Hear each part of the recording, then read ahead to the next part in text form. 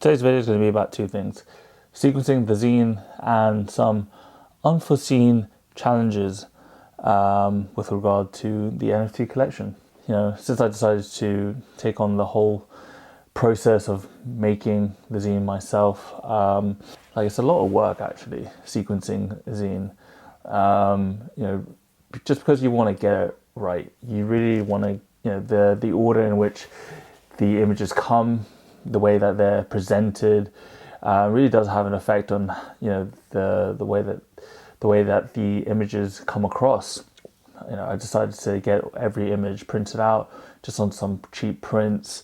It took a lot longer than I expected, but I think I've come up with an order, a sequence that I'm happy with. This whole process is very much a, you know, learn as you go sort of experience. You know, I'm learning as I go along, and for future projects I will definitely be thinking of the format that I want the book to be presented in, the format that I want the project to be in, and then shoot for that. In this case, I didn't think about what format I wanted the final product to be in. So in this case, I'm trying to fit the images to sort of work in the, you know, an A5 zine. I say this because some of the challenges I face with this zine was that, you know, I have a lot of, you know, I've got a mixture of landscape and portrait images. Whilst the portrait images work in an A5 format, these landscape photos, you know, they you know, I find them quite powerful, and having them trying to fit inside a single page of A5, it doesn't work as well unless you do like a full page spread.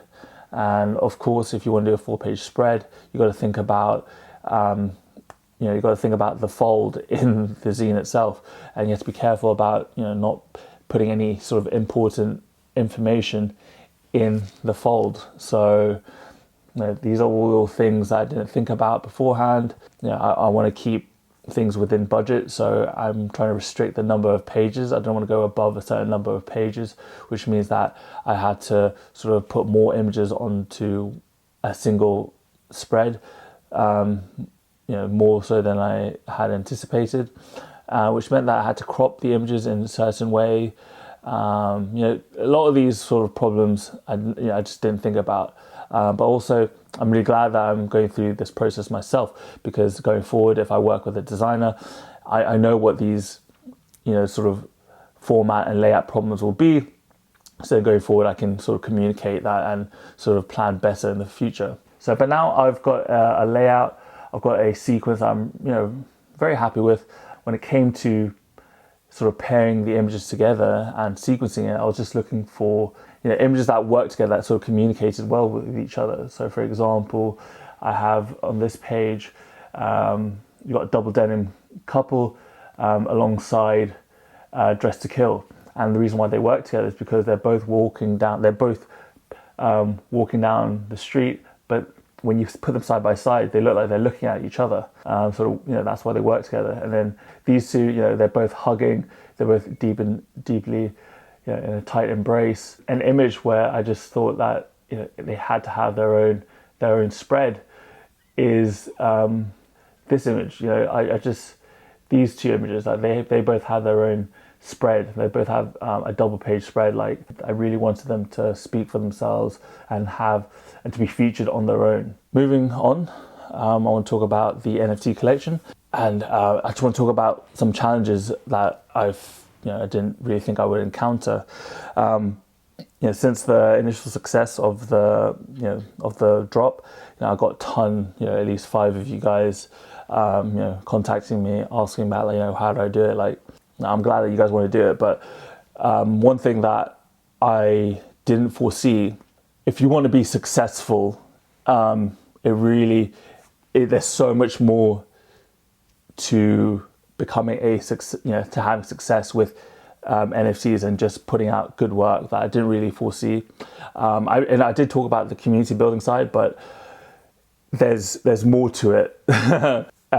Basically, if you want to see longevity in this, so if you don't want to just rely on hype and rely on, you know, just, you know, crossing your fingers that someone will shout you out, there's a lot more to it.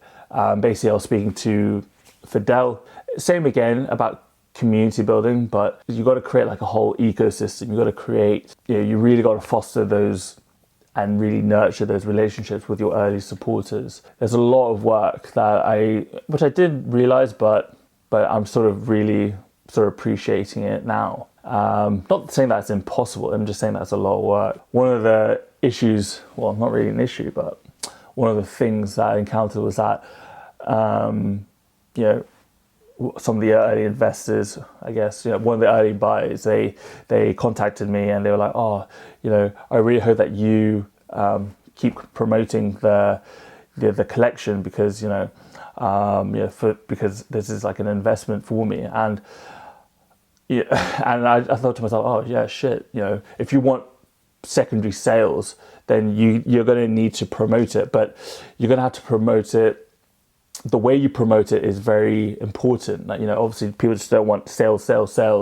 It's just annoying.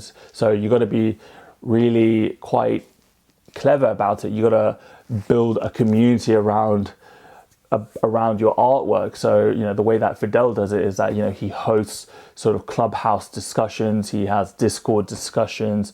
So like there's a lot of work that goes around the collection itself, sort of behind the scenes. You got to make people feel connected to the work. You got to make people feel connected to your brand, essentially. And the reason why you want people to feel connected to your work and to what to the project and what your beliefs, to your sort of artistic values are, so that you're not relying on just these sort of temporary sort of bouts of hype. And that is something I didn't really think about necessarily, because for me, honestly, like the NFT collection was just a nice experiment. I just wanted to see. I never intended to sort of really go deep into it. I just thought, what, let's just try it. No, but I gave it a really good shot, but I thought, let's just try it. And now that it's done well, now I feel like, oh crap, I could see this being a long-term thing. In order for it to be a long-term thing, a lot of work is involved. Yes, fundamentally, you've got to have good work. Like the images have to be up to standard, but there's a lot more to it than that, because especially if you want sort of secondary sales, if you want your work to be resold on and on and on, there's a lot of work, a lot of community building. That's all. Just wanted to talk about that, talk about the zine, talk about where I'm at with the zine. It's coming along nicely. Just finished the sequencing. I've ordered a sample pack just so that get a look at sort of different types of paper. Just wanted to remind you guys that if you want to make a pre-order on the zine, you can still do that. Deadline is next Friday. If you make a pre-order, your name will be in the zine itself, just as a way to say thank you for being an early supporter and making the project come to life. Follow me at Zain Reads a Photo. I post daily reels, I post daily, and subscribe so you don't miss a thing and you don't miss any updates on the zine. Check out the collection on OpenSea as well. And with all that said and done, keep learning, keep shooting. I'll see you all in the next one. Peace.